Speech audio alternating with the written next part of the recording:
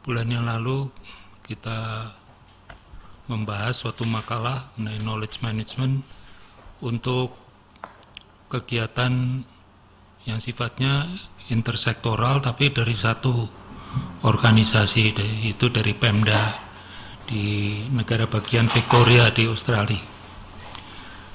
Nah, judulnya juga tidak seperti judul di makalah, tetapi intinya tuh ini, yaitu evidence-based decision making atau pembuatan keputusan berdasarkan bukti bagi kegiatan yang sifatnya intersektoral dan interprogramatik. Sebelumnya saya akan mereview sedikit pertemuan-pertemuan atau diskusi-diskusi yang sebelumnya.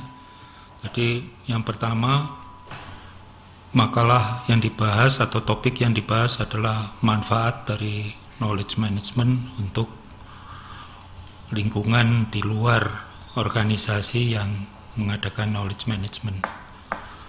Jadi tujuannya supaya pada umumnya policy making, tapi sebenarnya lebih umum untuk pembuatan keputusan yang berkaitan dengan segala macam intervensi. Jadi tidak hanya intervensi berupa kebijakan, tapi macam-macam intervensi seperti pendidikan, keuangan, kemitraan, kepemimpinan, dan sebagainya.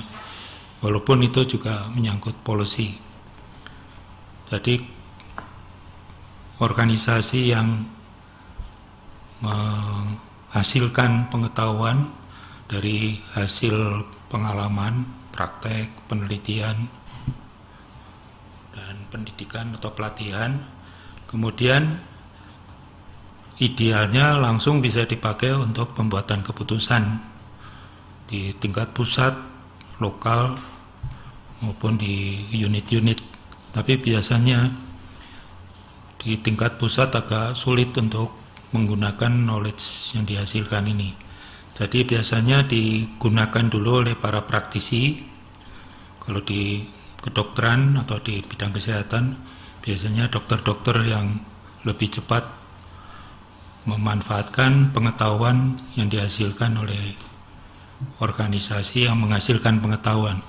Kemudian setelah terlihat ada hasilnya, kemudian melalui organisasi-organisasi profesi, kemudian mempengaruhi para pembuat keputusan. Dan keputusan yang dibuat dengan sendirinya terus akan mempengaruhi kegiatan selanjutnya. Kemudian ini sebenar. Jadi kalau dilihat, sebenarnya impact atau pengaruh dari penelitian itu paling besar di tingkat lokal, atau lebih lokal lagi, yaitu di unit-unit seperti rumah sakit, puskesmas, praktek swasta, dan sebagainya, oleh kaum profesional. Kemudian kalau di tingkat-tingkat yang lebih tinggi, dampaknya makin berkurang. Tapi seperti yang diperlihatkan bagian tadi, melalui organisasi profesi, pusat juga bisa dipengaruhi. Nah, pada pertemuan kedua, kita membahas manfaat dari knowledge management untuk organisasi itu sendiri. Ini sudah sering kita bahas, tapi yang penting mungkin ini soal reorganisasi. Jadi kalau pusat kebijakan manajemen kesehatan ingin menjadi organisasi knowledge management, perlu dipikirkan bagaimana strukturnya, karena perlu dibentuk unit-unit yang menghasilkan bukti-bukti untuk para pembuat keputusan. Dan juga ini merupakan proses pembelajaran yang bermanfaat bagi anggota organisasi, dan yang diharapkan ada penyebaran pengetahuan yang meningkat. Nah, penyebaran pengetahuan ini ada beberapa istilah, yaitu difusi dan diseminasi. Nanti kita bahas itu. Pada pertemuan ketiga ini kita membahas suatu organisasi, contoh organisasi yang menyediakan pengetahuan yang siap pakai bagi para pembuat keputusan. Jadi tidak hanya mengadakan telaah sistematik dari publikasi hasil penelitian atau publikasi evaluasi proyek atau program, tetapi malah telaah sistematik. Jadi telaah sistematik itu sudah cukup sulit karena harus mengumpulkan publikasi dari seluruh dunia dan melalui berbagai mesin-mesin pencari. Kemudian tiap publikasi harus dianalisa secara kritis, di critical appraisal, kemudian yang memenuhi syarat di sintesa, kemudian disimpulkan apakah suatu intervensi, dalam hal ini tidak hanya intervensi kebijakan, suatu intervensi memang sudah cukup kuat buktinya untuk diterapkan, untuk dipraktekkan.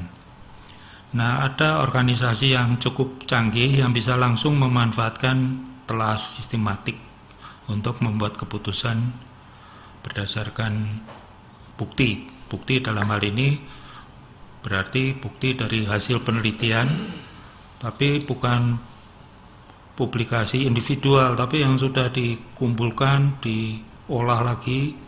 Kalau datanya dikumpulkan menjadi populasi lebih besar, kemudian dianalisa, namanya meta-analisis, dan kemudian digunakan sebagai bukti untuk membuat keputusan. Nah, ini contoh organisasi yang terlibat di sini adalah yang dari McMaster, namanya Health Evidence. Bisa langsung diklik dan free untuk menjadi anggota, dan di kotak cari bisa langsung diketik kata-kata kunci. Jadi untuk keputusan apapun kita bisa melihat di situ. Nah, selain untuk keputusan penerapan di lapangan, juga bisa untuk penelitian termasuk tesis, disertasi, dan sebagainya. Karena melalui telaah sistematik kita tahu penelitian sejauh ini sampai saat ini sudah sampai mana, dan di dalam kesimpulan dari telaah sistematik kita dapat menemukan masalah apa yang sedang dihadapi oleh para peneliti. Jadi ini juga penting untuk memulai suatu tesis atau disertasi yang berangkat dari masalah penelitian, bukan masalah praktis atau masalah di lapangan. Jadi masalah penelitian adalah masalah yang dihadapi para peneliti, karena biasanya kesimpulan yang dibuat para peneliti itu seringkali tidak valid. Tidak validnya karena kerangka konsepnya tidak valid dan rancangan penelitiannya tidak valid. Jadi perlu hati-hati kalau itu dipakai sebagai bukti untuk membuat keputusan, dan adalah tugas dari para peneliti untuk memperbaiki kerangka konsep dan rancangannya supaya kesimpulannya lebih logis, lebih masuk akal, dan dapat dipakai oleh para praktisi. Nah, kalau kita di sini PKMK bisa berfungsi seperti McMaster, alangkah baiknya, tapi perlu ada unit-unit yang isinya SDM yang sudah terlatih untuk mengadakan telaah sistematik, kemudian malah lebih lanjut menelaah hasil telaah sistematik. Dan ini prosesnya cukup panjang, dan dalam waktu dekat atau sedang direncanakan akan diadakan kursus dengan bagian perpustakaan untuk melatih staf dan dosen-dosen atau siapapun untuk membuat telaah sistematik. Kemudian pada bulan April, ini contoh bagaimana suatu perguruan tinggi membantu Pemda supaya pembuatan keputusannya berdasarkan bukti-bukti penelitian.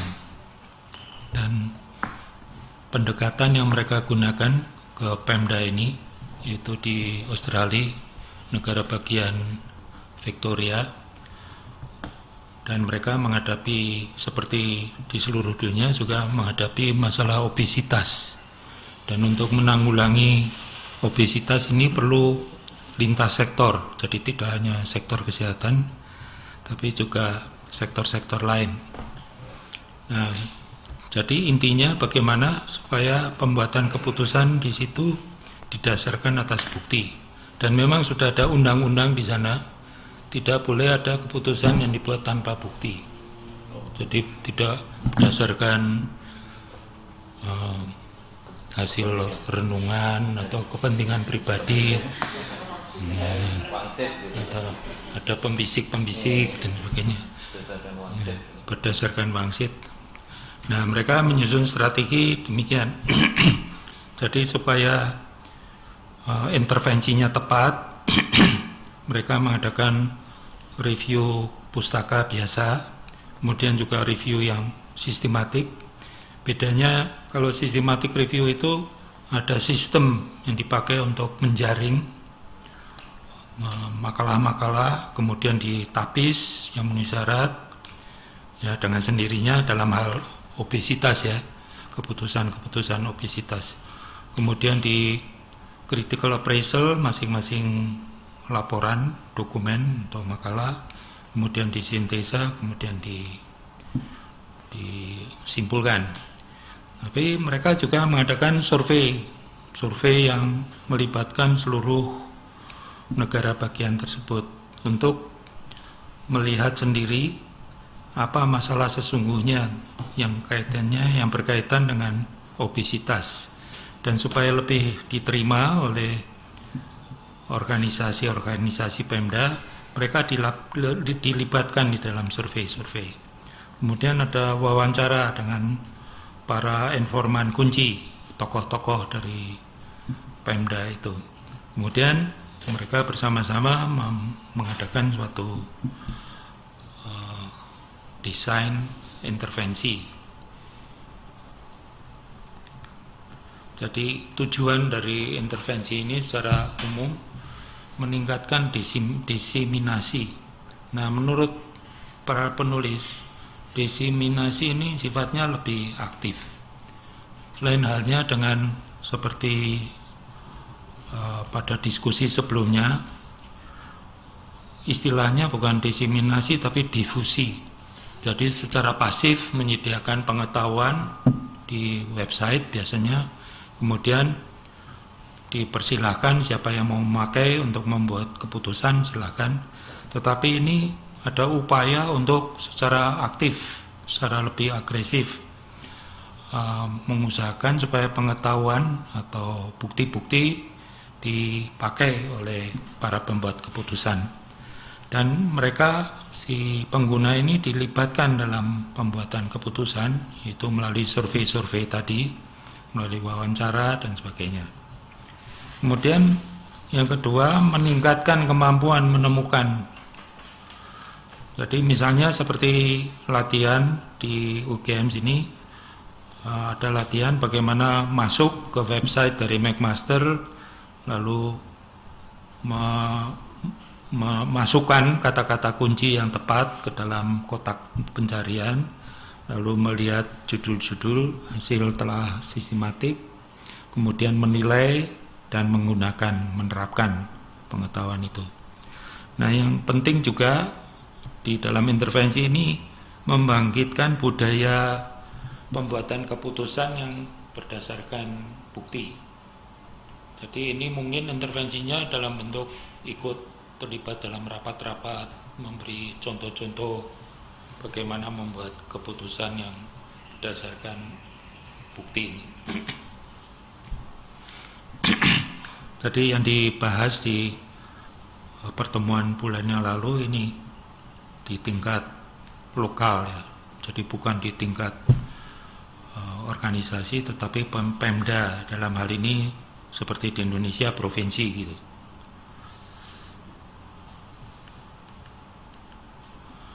Kemudian hari ini kita akan membahas sesuatu yang sebenarnya lebih rumit lagi. Kalau tadi ini di pemerintahan daerah dan menghadapi suatu masalah yang ingin ditangani sendiri oleh Pemda, ini mungkin lebih mudah bagi perguruan tinggi atau organisasi knowledge management untuk membantu mereka. bayangkan sekarang kalau ada suatu kegiatan yang sifatnya harus lintas sektor dan juga di dalam masing-masing sektor harus lintas program. Jadi ini Holvex JS menunjukkan bahwa ada pintu masuk untuk kegiatan yang sifatnya intersektoral dan interprogramatik. Coba kita bahas sekarang.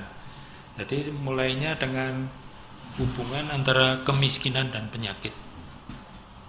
Istilahnya di situ siklus visiosus, lingkaran setan yang harus diputus kalau ingin mengendalikan penyakit. Jadi kemiskinan harus diatasi supaya status kesehatan meningkat. Tapi sebenarnya penyakit kan tidak pernah bisa hilang.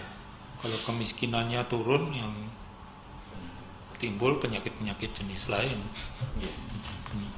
Jadi sebenarnya penyakit-penyakit akibat kemiskinan ini lebih murah untuk diatasi dibandingkan penyakit-penyakit akibat kemakmuran. Jadi pilih mana. Dan untuk KB juga lebih baik karena banyak bayi yang mati, tapi mungkin matinya kurang terhormat, lebih terhormat kalau mati karena serangan jantung atau... Nah, melihat hubungan ini dengan sendirinya perlu ada pendekatan lintas sektor, karena kemiskinan ini lebih tugasnya sektor-sektor pendapatan keluarga, sektor-sektor pertanian, pendidikan dan sebagainya. Jadi harus ada kegiatan bersama, dan di dalam masing-masing program, termasuk di dalam sektor kesehatan, perlu lintas program. Dan dipikirkan entry point yang paling tepat adalah melalui penyakit-penyakit terabaikan. Ini di Indonesia kan apa tepat apa tidak, bahasa Inggrisnya neglected diseases.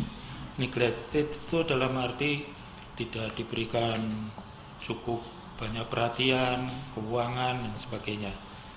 Jadi tidak seperti malaria, TBC, HIV, AIDS itu kan dananya lebih banyak. Jadi di situ diberikan contoh-contoh penyakit-penyakit seperti filariasis, cacingan, lepra, trachoma ini di Amerika Selatan, tapi di Indonesia pun ini banyak. Jadi bukan penyakit-penyakit prioritas. Jadi pertanyaannya, mengapa tidak masuk atau mengapa entry point-nya bukan penyakit-penyakit besar? Kira-kira jawabannya apa? Kok masuknya melalui penyakit-penyakit kecil yang tidak prioritas? Mungkin ada yang tahu kenapa mereka memilih lebih baik masuknya melalui ND, neglected disease. Ya mungkin ya soal uang toh. Kalau penyakit prioritas uangnya banyak dan biasanya vertikal dari atas, program vertikal, jadi sulit untuk berbagi uang ini dengan sektor-sektor lain. Di dalam sektor kesehatan saja, kalau sudah dipegang oleh P2M, sulit untuk melibatkan direktorat-direktorat jenderal yang lain. Jadi mereka pegang teguh, ini uangnya sampai ke bawah. Dan di bawah pun kita lihat mereka nggak mau berbagi proyek. Kalau ini proyek dari P2M, bagian-bagian yang lain tidak mau terlibat. Itu urusanmu, proyek kamu. Jadi ini mungkin alasannya mengapa lebih baik kalau ingin mengadakan kegiatan lintas sektor, lintas program, lebih baik melalui penyakit-penyakit yang terabaikan. Tadi kenapa neglected disease ini cocok sebagai titik masuk untuk kemitraan sektoral dan programatik dalam rangka memutus hubungan kemiskinan dan penyakit. Yang pertama alasannya karena penyakit-penyakit ini yang terabaikan ini berkembangnya di lingkungan yang buruk. Jadi kalau pembuangan limbah tidak baik, kemudian ada banyak breeding place, resting place, penyakit-penyakit atau vektor-vektornya sangat subur di situ. Jadi berkembangnya di lingkungan yang buruk, termasuk perumahan yang kumuh.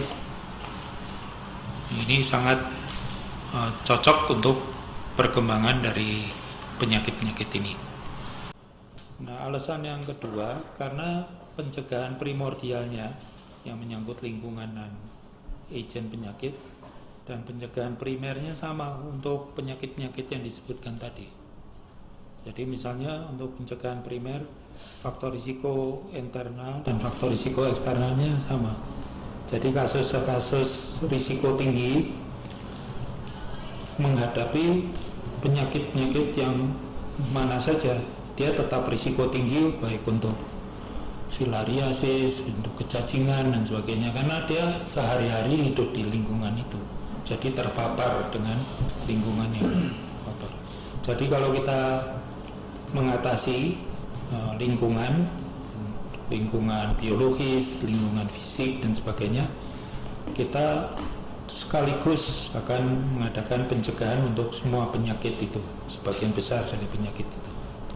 Kemudian timingnya tepat karena ada inisiatif untuk mengadakan kemitraan global pengendalian HIV, TBC dan malaria. Jadi seluruh dunia memang sedang gencar-gencarnya untuk mengadakan kerjasama. Jadi karena ada spirit untuk mengadakan kemitraan, lalu bisa diikutkan penyakit-penyakit terabaikan tadi. Nah, walaupun MDGs tidak secara langsung menyebutkan penyakit-penyakit yang terabaikan ini, tetapi ada banyak goal, karena goal atau target-target dari MDGs ini menyangkut peningkatan kesejahteraan, jadi mengatasi kemiskinan, menyangkut memperbaiki lingkungan, pendidikan, gizi dan sebagainya, yang semua terkait dengan penyakit-penyakit, tidak hanya penyakit-penyakit prioritas dari MDGs, tetapi juga akan mempengaruhi penyakit-penyakit neglected tadi. Jadi ini beberapa alasan kenapa entry point untuk kegiatan ini cocok atau melalui pengendalian penyakit-penyakit yang terabaikan. Nah, sekarang itu ada banyak organisasi-organisasi yang menjadi sponsor untuk pengendalian penyakit. Yang biasanya untuk pengendalian penyakit yang prioritas seperti malaria, TB dan sebagainya. Tetapi kita juga lihat ada organisasi-organisasi yang terlibat di dalam pengendalian atau perbaikan lingkungan, meningkatkan kesejahteraan dan sebagainya. Jadi yang menjadi masalah ini bagaimana mengintegrasikan semua sumber-sumber ini supaya arahnya lebih tepat. Jadi jangan sampai tenggelam di dalam sumber dana dan bantuan-bantuan ini lalu tidak punya arah tertentu untuk mengendalikan penyakit-penyakit. Jadi ada suatu diagram di makalah itu yang menunjukkan perubahan dari pendekatan vertikal, misalnya dari Depkes pusat ke Kemenkes pusat langsung mengendalikan penyakit-penyakit tertentu, jadi malaria, TB, dan kalau sekarang ya TB, malaria dan HIV/AIDS dijadikan satu langsung dari pusat, atau pengendalian filariasis atau DBD itu vertikal dari pusat. Ini berubah menjadi pendekatan yang sifatnya horizontal, dikelola terutama di daerah. Nah, di sini organisasi-organisasi tadi yang ingin membantu negara-negara miskin atau daerah-daerah marginal yang terpinggirkan supaya dapat menangani semua penyakit-penyakit ini yang kaitannya dengan kemiskinan. Nah, sekarang jadi masalah karena kita berangkatnya atau dari pembahasan sebelumnya kita menginginkan supaya kegiatan-kegiatan intervensi-intervensi yang mereka adakan ini harus berbasis pengetahuan. Jadi pendekatannya bagaimana sekarang? Kalau pengalaman di Australia tadi relatif lebih mudah, ada Pemda menghadapi masalah obesitas, lalu bagaimana supaya actionnya, intervensinya ini berbasis pengetahuan. Ini strateginya lain dengan sekarang menghadapi seperti ini. Bayangkan kita ada di misalnya di Peru atau di Meksiko atau Guatemala, lalu ada kemiskinan di satu pihak, terus ada penyakit-penyakit yang terkait dengan kemiskinan, lalu ada banyak organisasi-organisasi termasuk PAHO, WHO yang ingin membantu World Bank dan sebagainya. Jadi sebagai orang yang duduk di pemerintahan baik pusat dengan maupun lokal, bagaimana caranya supaya mereka ini membuat tindakan-tindakan yang berbasis pengetahuan. Menurut saudara bagaimana strateginya?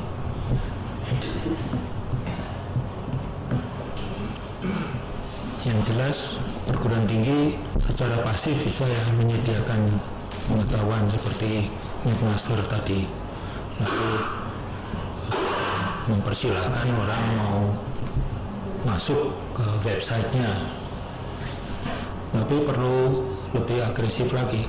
Harapannya mereka masing-masing ini memang sudah berbasis pengetahuan ya, harapannya ya, tapi kemungkinan juga tidak. Dan action masing-masing mungkin ada yang berbasis pengetahuan, tapi kegiatan yang terintegrasinya bagaimana? Jadi kita membayangkan sekarang di satu pihak ada orang-orang Pemda, di satu pihak perguruan tinggi misalnya UGM dengan pusat kebijakan dan manajemen kesehatan yang ingin menyediakan bukti atau pengetahuan, lalu menghadapi situasi seperti ini bagaimana?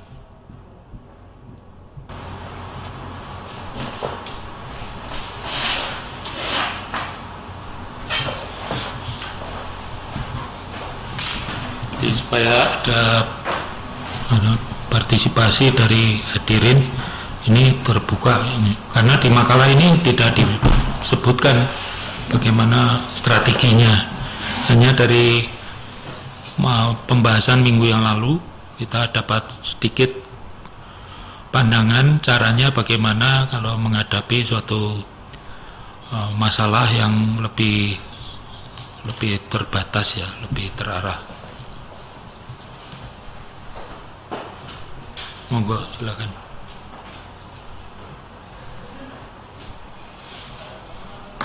Langkah yang pertama saja sudah cukup sulit ya, menyediakan bukti-bukti ini, terutama bukti-bukti hasil systematic review penelitian-penelitian dan proyek-proyek di Indonesia. Ini juga sulit karena seringkali proyek-proyek menganggap laporannya itu rahasia. Pengalaman-pengalaman dari lembaga-lembaga lain selama ini juga merupakan bukti apakah intervensi-intervensi yang mereka lakukan ini berdaya guna atau tidak. Kemudian kita bisa meniru proyek yang di Victoria tadi, ada survei-survei yang melibatkan orang-orang Pemda, dalam hal ini melibatkan sponsor-sponsor ini supaya melihat sendiri kebutuhan lokal, kebutuhan setempat. Kemudian ada pelatihan-pelatihan bagaimana mengakses pengetahuan ini atau bukti-bukti ini. Dan seperti tadi, mungkin perlu ini juga nomor 3 ini, membangkitkan budaya ini. Sebenarnya dulu pernah dicoba dengan, ini baru sektoral ya, kesehatan, dengan Dinas Kesehatan Kota Jogja.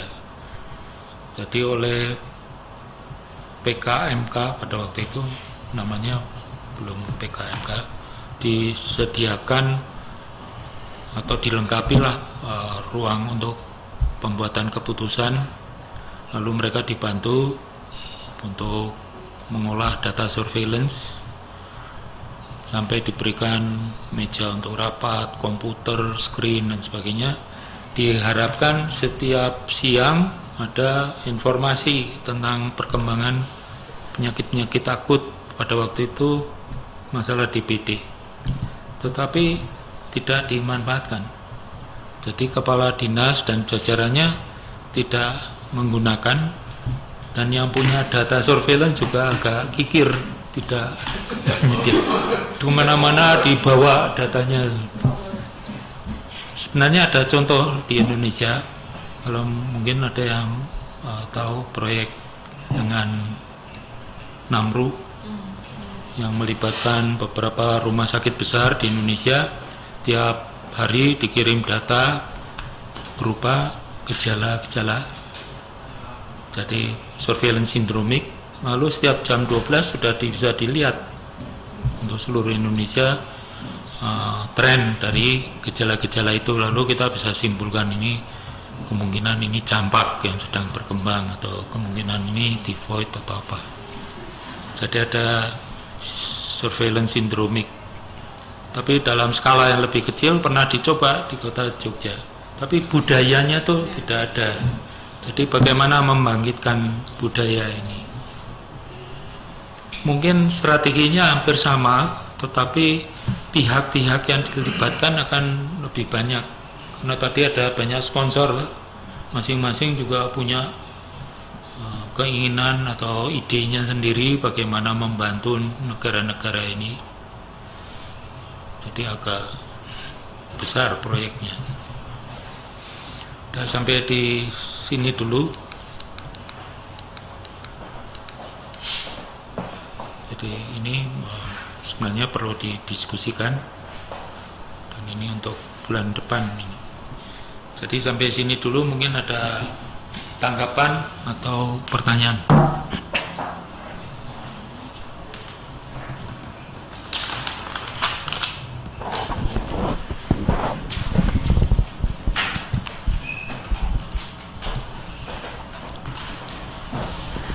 Baik, terima kasih Pak Rosi sudah menjelaskan demikian menarik. Mungkin dari Bapak Ibu ada yang ingin bertanya, atau dari peserta yang di luar tempat ini mungkin bisa menghubungi ke nomor 0856-435-85101. Jika ada pertanyaan bisa telepon atau SMS. Bisa juga komentar di websitenya langsung. Silakan, mungkin ada pertanyaan dari teman-teman yang ada di sini. Mungkin Mas Deni, silakan.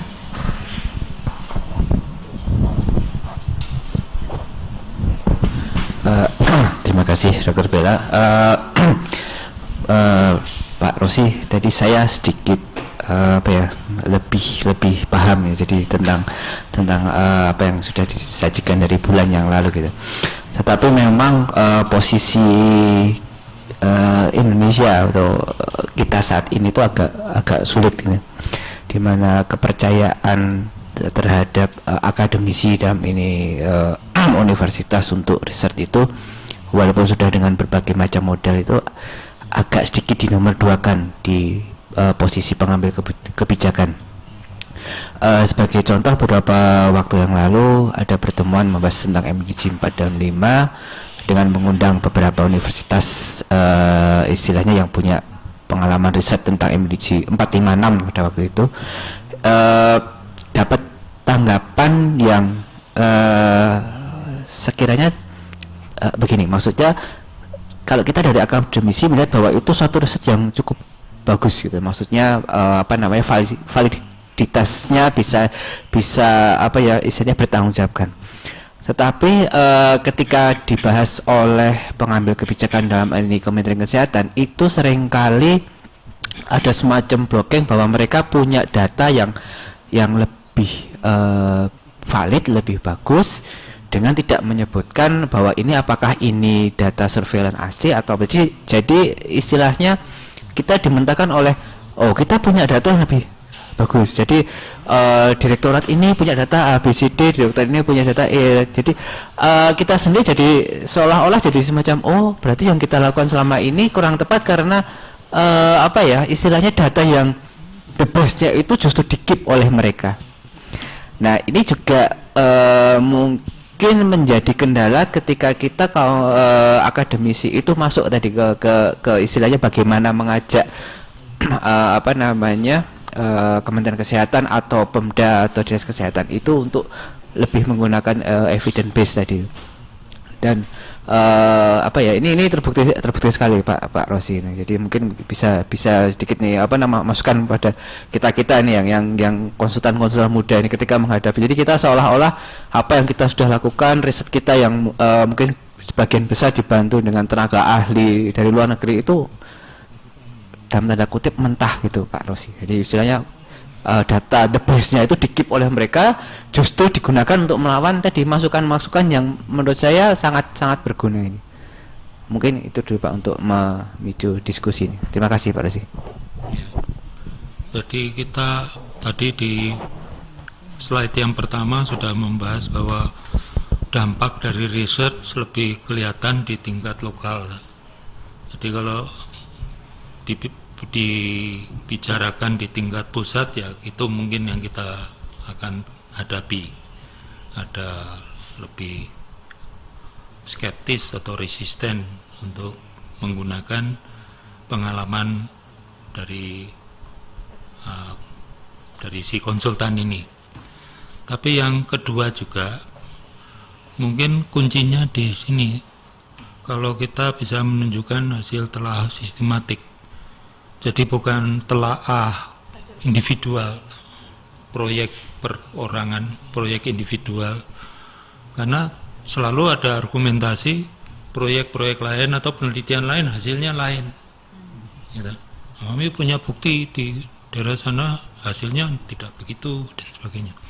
Tapi kalau argumentasinya sudah ada telaah sistematik, yang maksudnya menjaring semua laporan penelitian, semua laporan evaluasi itu sudah dijaring dengan mesin-mesin pencari yang terkenal seperti Cochrane dan sebagainya. Jadi tidak ada alasan lagi. Ini saya sudah menjaring tidak hanya dari Indonesia loh, dari seluruh dunia.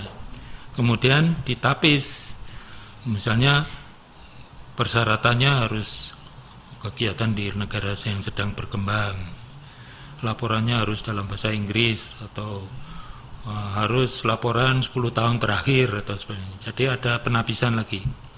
Nah, yang memenuhi inclusion criteria itu masing-masing dianalisa di critical appraise, karena ada yang tidak logis. Yang kita bawa laporan proyek kita mungkin bisa dimentahkan karena rancangannya tidak valid mungkin ya. Pengumpulan datanya mungkin meragukan, analisa datanya mungkin juga dengan teknik-teknik yang kurang cocok. Tapi yang gawat juga penafsirannya, karena ada confounding yang tidak dikendalikan dan sebagainya. Jadi setelah itu laporan-laporan yang dianalisa ini di critical appraisal kemudian disintesa dan disimpulkan, dan ini sudah hasil dari keseluruhan.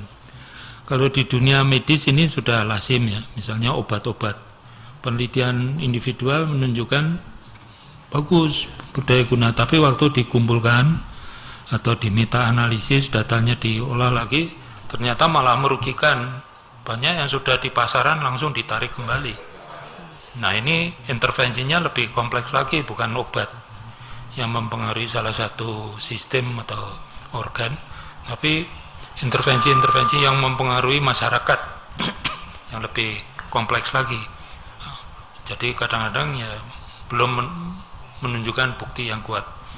Nah ada organisasi yang juga secara terus terang menyimpulkan jangan lakukan ini karena buktinya lemah, lakukan ini karena buktinya kuat. Ada itu. Kalau McMaster tadi menyimpulkan konklusi dari intervensi ini kurang kuat, nah, buktinya kurang kuat atau buktinya kuat dan sebagainya. Jadi si pembuat keputusan yang harus masih menggunakan lalu memutuskan apakah intervensinya dilaksanakan atau tidak. Tetapi saya pernah menemukan juga, mungkin Anda juga bisa menemukan, ketik saja pada waktu masuk ke Yahoo atau ke Google atau Chrome, ketik saja systematic review websites, situs-situs jejaring yang isinya systematic reviews. Nanti ketemu ini, saya lupa dari mana. Jadi sudah gamblang gitu loh. Untuk para pembuat keputusan, intervensi ini jangan dulu, jangan. Buktinya lemah, lakukan yang ini gitu. Sudah, tinggal apa lagi? Si pembuat keputusan kan kadang-kadang untuk mereview publikasi kita juga kan mereka nggak bisa bilang saya nggak mampu menganalisis. Jadi defense-nya ini loh saya punya bukti lebih bagus, tapi rahasia gitu. Padahal sebenarnya dia nggak bisa menganalisis mungkin. Jadi sudah disuap tuh, nyoh ini informasi. Gitu. Tetapi strategi yang ini juga bagus yang di Australia ini, dan memang sudah diundang-undangkan tidak boleh ada keputusan yang tidak ada dasar penelitian. Nah kalau itu bisa dilakukan mulai dari salah satu Pemda, keputusan-keputusan harus ada bukti. Dan juga ini sedikit menyimpang di komisi etik di sini. Sebenarnya juga kalau ada mahasiswa S2 S3 mengusulkan intervensi, mereka harus tanya apa buktinya, bukti sebelumnya. Jadi sudah ada systematic review sebelumnya. Jadi tidak mulai dari nol atau kalau dia mau lebih saksama malah tidak berguna untuk melanjutkan itu. Jadi memang perlu ada perlindungan juga secara legal, ya, secara hukum dan sebagainya. Tapi ini juga melibatkan orang-orang supaya mau mengikuti intervensi yang dihasilkan. Jadi selain sudah siap dengan review-review penelitian, termasuk yang disembunyikan, ini juga teknik untuk menjaring ini. Terus melibatkan mereka dalam survei-survei, ini lokal semua ya. Kalau nanti berhasil di tingkat lokal, pusat mungkin lebih mudah menerima. Wawancara dengan tokoh-tokoh kunci, lalu mendesain intervensinya. Nah intervensinya termasuk yang ini. Harus ikut rapat-rapat dan sebagainya. Perlu dipikirkan juga Pak Rosi, mungkin budaya pengambil kebijakan kita biasa budaya mendengar, bukan budaya membaca. Jadi karena ya itu tadi mungkin salah satu alat untuk mendefense mereka, saya punya bukti, ya sudah cuma bicara itu aja. Bukti yang lebih kuat sebetulnya juga mungkin tidak ada bukti itu mungkin ya, tapi karena budaya mendengar itu yang menyebabkan mungkin model ini agak berat juga untuk dijalankan. Bagaimana dengan demikian Pak Rosi, kalau bagi pengambil keputusan yang model demikian yang banyak di daerah itu? Mungkin itu kaitannya dengan budaya itu loh, berbeda pendapat. Jadi memang harus dibiasakan, dididik sejak awal, bahkan mulai dari PAUD. Iya, belajar toleransi perbedaan. Jadi bukan untuk cepat-cepat belajar membaca, menulis dan sebagainya, tetapi menghargai orang lain, toleransi berbeda pendapat. Nah ini budaya berbeda pendapat. Begitu kita challenge seseorang, dia anggap itu sifatnya personal, pribadi, menyerang pribadi. Jadi memang harus dilatih, dibudayakan bahwa ada bukti yang lebih konkret, yang lebih objektif dan sebagainya. Baik, terima kasih. Mungkin untuk teman-teman yang sedang mendengarkan live streaming ini, mungkin saya ulangi kembali ya, ada nomor 0856 4358 5101. Silakan jika ada pertanyaan bisa SMS atau mungkin langsung telepon ke nomor tersebut. Ini ada satu pertanyaan Pak dari Dr. Sucipto. Mungkin saya akan bacakan saja.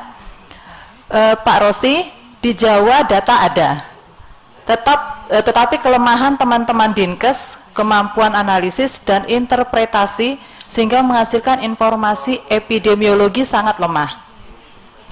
Kedua, ego sektoral sangat kuat sehingga mereka menganggap itu urusan kesehatan, bukan urusan sektornya. Kemampuan advokasi dan negosiasi Dinkes lemah. Mohon komentarnya. Ini dari Pak Cipto, Dr. Sucipto. Ada yang online? Iya. Ya baik, mungkin nanti yang online jika ada kita bisa langsung dicoba kembali. Sambil menunggu mungkin pertanyaan dari Pak Cip. Silakan. Ya, saya tidak menangkap seluruhnya, tetapi intinya intervensinya mungkin banyak sekali berisi pelatihan-pelatihan melibatkan orang-orang setempat, yang mulai dari menganalisa hasil surveillance atau bahkan mulai dari pengumpulan data surveillance, membuat sistem-sistem surveillance baik yang sifatnya surveillance kasus maupun surveillance sindromik, dan bagaimana melibatkan orang-orang setempat, jadi yang non kesehatan di dalam hal surveillance, terutama kasus-kasus risiko tinggi. Kemudian melatih menganalisa hasil surveillance lalu membuat keputusan. Tapi setelah masalahnya dijumpai, ditemukan, perlu membuat keputusan intervensi apa. Sebagai contoh misalnya ini, keputusan melepaskan nyamuk-nyamuk yang mengandung bakteria apa, Wolbachia atau apa namanya ya. Lalu ada pengurus-pengurus RT, RW setempat atau kecamatan setempat yang ragu-ragu. Nah, mereka kan membuat keputusan, lalu mereka harus melihat di mana apakah intervensi semacam ini aman atau tidak, berdaya guna atau tidak. Seharusnya kan disediakan informasi, bukti-bukti di seluruh dunia, ada yang berhasil atau berapa yang tidak berhasil, dan bukti-bukti yang disodorkan itu valid tidak, dikumpulkan dengan cara yang valid, yang berbobot, diolah dengan cara yang berbobot dan sebagainya. Jadi informasi semacam ini diperlukan. Nah, di Jogja misalnya ada Dewan Riset yang sebenarnya kalau saya perenungan itu tugasnya membantu Pemda untuk menyediakan informasi seperti ini, bukan mengadakan riset, tapi mengumpulkan, mengolah hasil riset. Dan mengolah ini berarti orang-orang yang ada di situ harus mengerti apakah riset-riset ini kuat atau lemah, lalu menyiapkan bagi para pembuat keputusan. Jadi saya tidak tahu apa ini sepenuhnya menjawab pertanyaannya Pak Cip, Dr. Sucipto. Ya, mungkin nanti kita mendengarkan komentar kembali dari Dr. Sucipto. Jadi mungkin ini saya melihatnya ada dua pertanyaan sepertinya. Tadi saya membacanya langsung. Jadi yang pertama itu dia melihat bagaimana kelemahan teman-teman Dinkes dalam kemampuan analisisnya. Dan kedua mungkin melihat bagaimana ego sektoral yang sangat kuat terhadap bahwa itu bukan urusan dia gitu ya. Jadi baik, mungkin ada yang online sudah putus Mas atau sudah putus ya? Ya. Baik, mungkin ada pertanyaan dari teman-teman yang ada di sini. Silakan Dikna. Ya, monggo. Oh ya.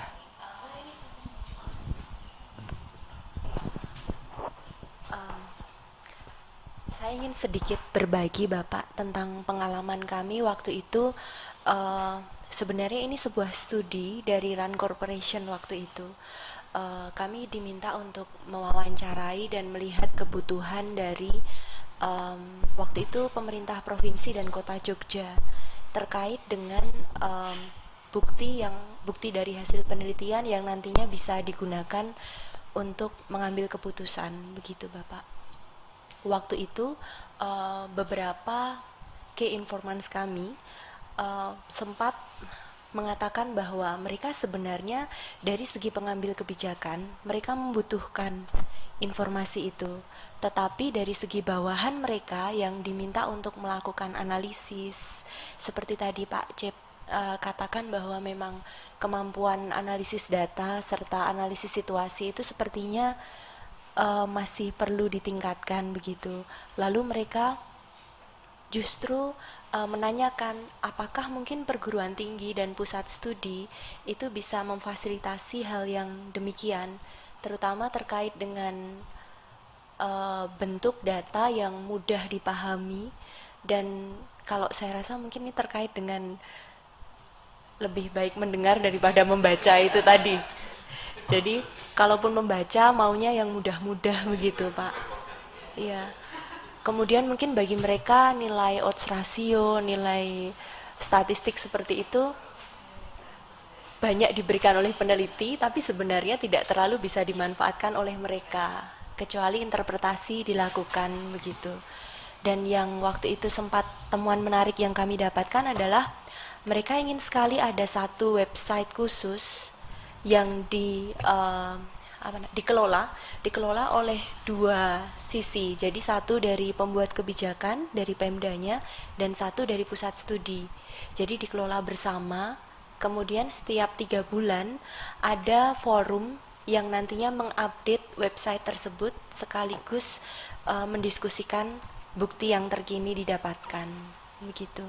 Sejauh ini waktu itu Pak Tafib dari Bapeda Provinsi itu beliau ingin sekali menjalin kerjasama tersebut, tapi tidak tahu harus lari kemana.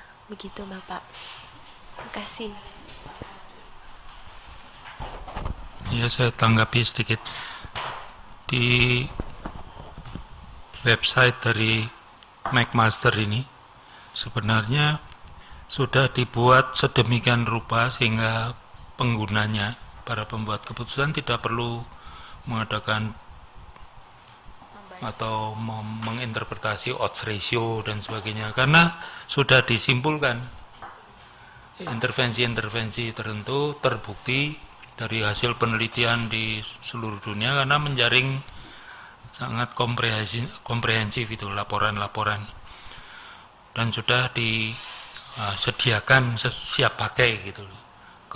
Keputusan atau intervensi seperti ini berguna. Nah, misalnya terus diterapkan tuh. Jadi di langkah berikut setelah ada pembuatan keputusan yang berdasarkan evidence, lalu mereka menerapkan untuk proyek-proyek. Nah, sebenarnya yang kaitannya dengan website dari pihak pengguna, mereka melaporkan hasil mengevaluasi tuh, hasil penerapannya. Karena ini juga merupakan bukti untuk yang berikutnya. Jadi dua belah pihak menghasilkan pengetahuan.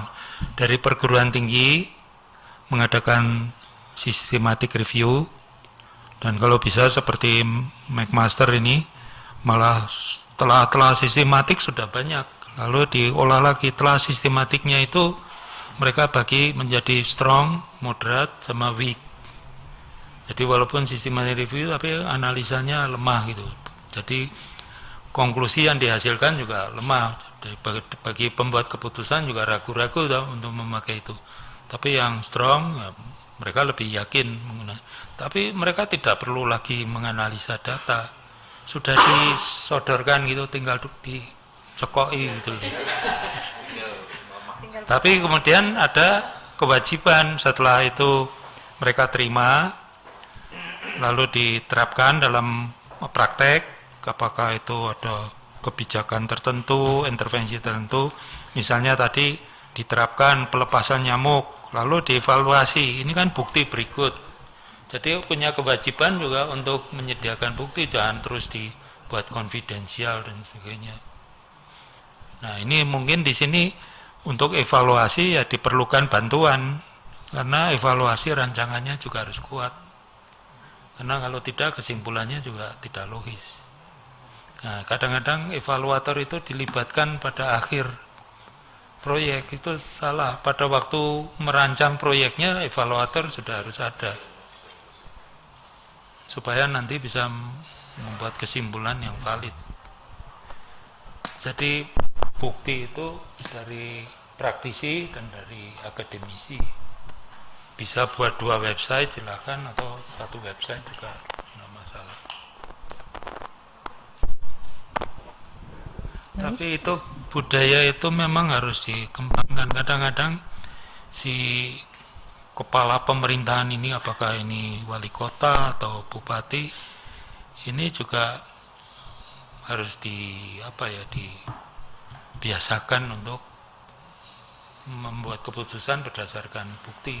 Kadang-kadang dia tidak mau mendengar juga, walaupun budaya mendengar, tapi dia sendiri tidak mau mendengar. Dia maunya orang lain yang mendengar. Tapi dia bilang, sudah, kamu mau minta uang toh? Nah, gitu kan, nggak usah laporan. Sudah, kamu mau minta uang berapa gitu.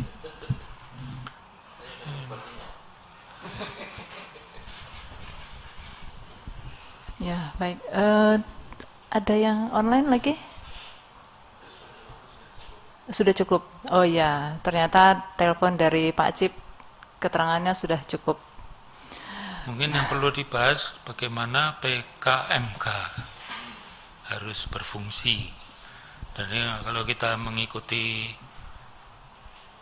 slogan atau apa, kebiasaan struktur mengikuti fungsi. Jadi fungsinya mau seperti ini toh, menyediakan informasi, tidak menghasilkan penelitian proyek saja, tetapi juga harus mengolah hasil penelitian, hasil proyek-proyek dari hasil evaluasi proyek dari Indonesia dan dari seluruh dunia, lalu menyediakan. Nah, untuk itu struktur organisasi PKMK seperti apa?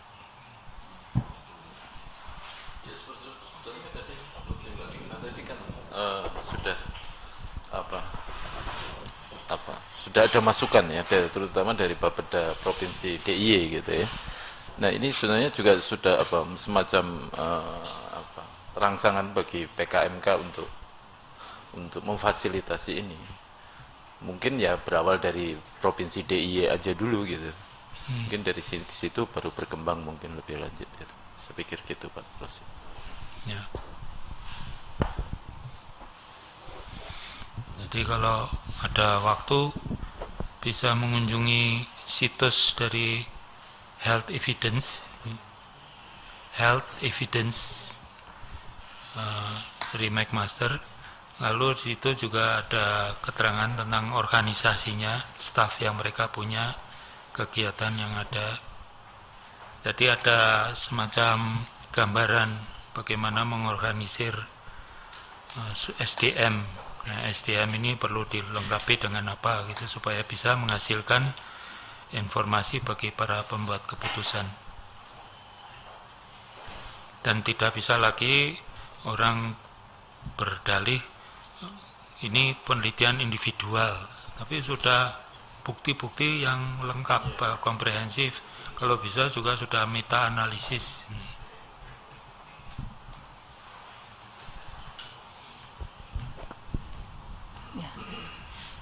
Baik, mungkin ada lagi tambahan atau Mas Denny sudah cukup?